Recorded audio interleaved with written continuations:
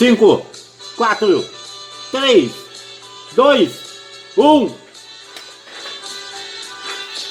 Começa agora a aula mais divertida do mundo.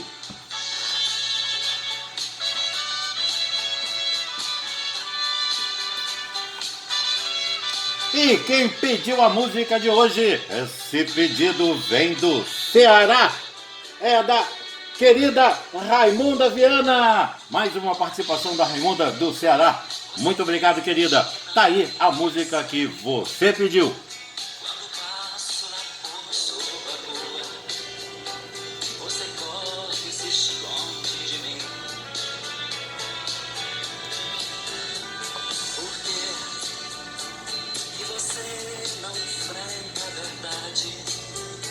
Aê! E você pode fazer como a minha querida Raimunda Viana. É Raimunda Viana? Peraí. Isso, Raimunda Viana, não posso errar. Minha querida Raimunda Viana do Ceará. Ela entrou no nosso canal, ela se inscreveu, ela está curtindo tudo, acompanhando nossas aulas. Obrigado, Raimunda. Mais um abraço forte aos nossos amigos, nossos irmãos do Ceará. Legal? Então faça como a Raimunda, tá bom? Hoje estamos comemorando mais uma incrível marca. Estamos pertinhos do 27K. Estamos com 26.875 visualizações. Então, bata exclusivo, meu filho. Não dá trabalho pra fazer. Agora sim, minha querida e linda turma de segunda série, turma de história.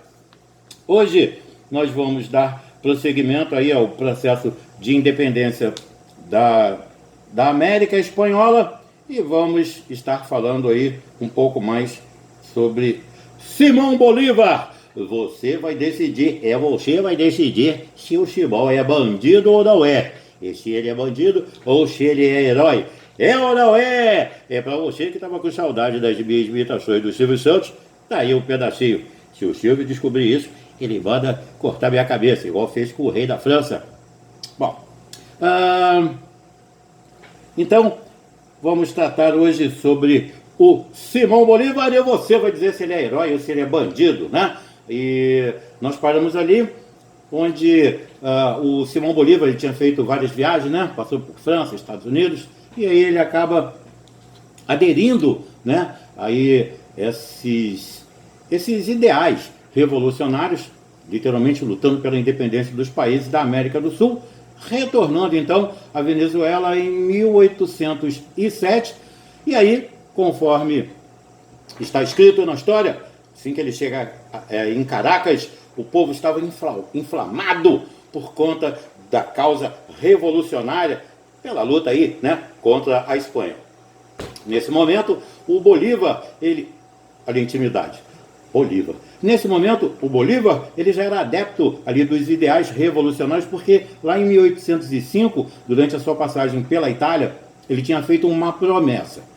Ele disse que dedicaria a sua vida inteira pela causa da libertação da Venezuela. E, em relação a essa promessa, ela recebeu um nome e ficou conhecido como Juramento do Monte Sacro. E após aí as leituras iluministas, né, que ele acabou realizando aí durante as viagens que ele fez à Europa, considerou aí que o iluminismo era a grande influência sobre as correntes revolucionárias que estavam se espalhando pela Europa, pela América, pelo mundo inteiro, fazendo com que movimentos de independência começassem a surgir nos diferentes domínios da Espanha.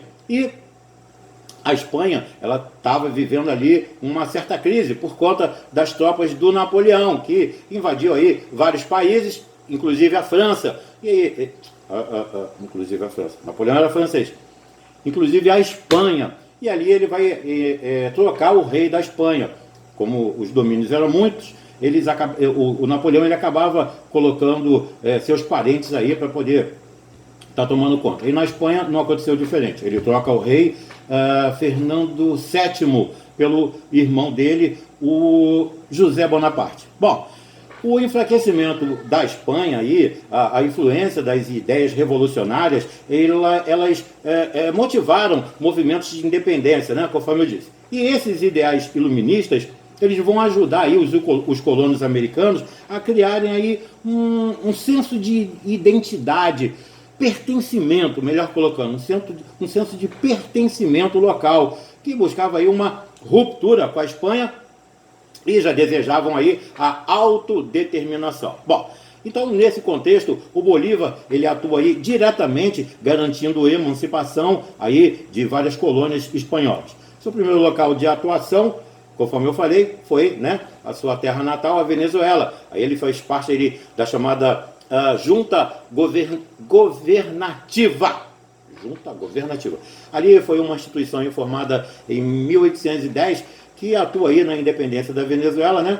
Quando ele estava lá em Londres aí e tal, para conseguir um apoio inglês na causa da Venezuela. E ele atua aí para convencer o Francisco de Miranda, que era aí um revolucionário já conhecido dele, a fazer parte aí, né? A retornar ao país para fazer parte aí desse movimento de independência. E em 1811, a Venezuela declara a sua independência, formando a primeira república da Venezuela. O Bolívar, ele estava cumprindo aí com importantes papéis militares.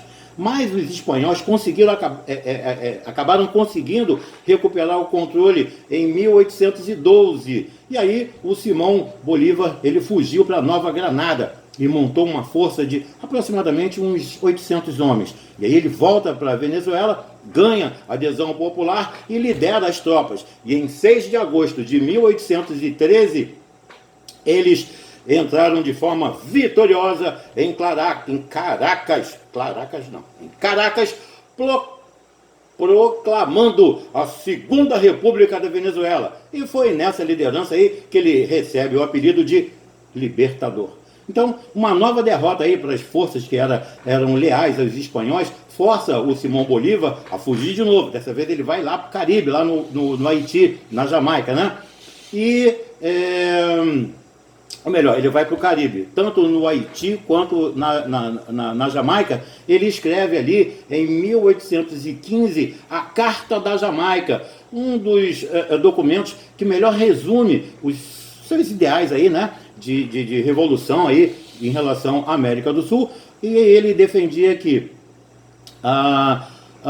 os sul-americanos deveriam estar à frente de si mesmos, conforme ele disse. E além disso, ele queria a implantação de governos que fossem baseados tanto na democracia quanto no reconhecimento dos direitos do homem, guiados aí por uma Constituição, a formação de uma república. E ele acreditava ainda que a América deveria formar uma grande nação a ser governada sem regalias para os governantes e com maior centralização política.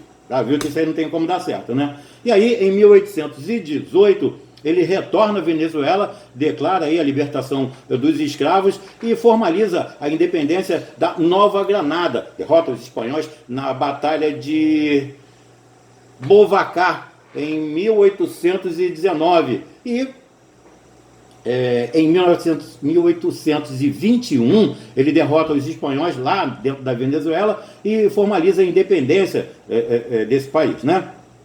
O Simão Bolívar, ele defendeu a unificação dos países sul-americanos, libertou o Equador. Na época aí, o Equador fazia parte de Nova Granada, o Peru, a Bolívia, que recebe esse nome aí para poder homenagear o Simão Bolívar. E com as independências que ele conquistou, ele liderou a organização da Gran Colômbia, um país que reunia aí partes de territórios de Colômbia, Venezuela e Equador. E ele governa esse país aí como presidente desde 1819 até 1830.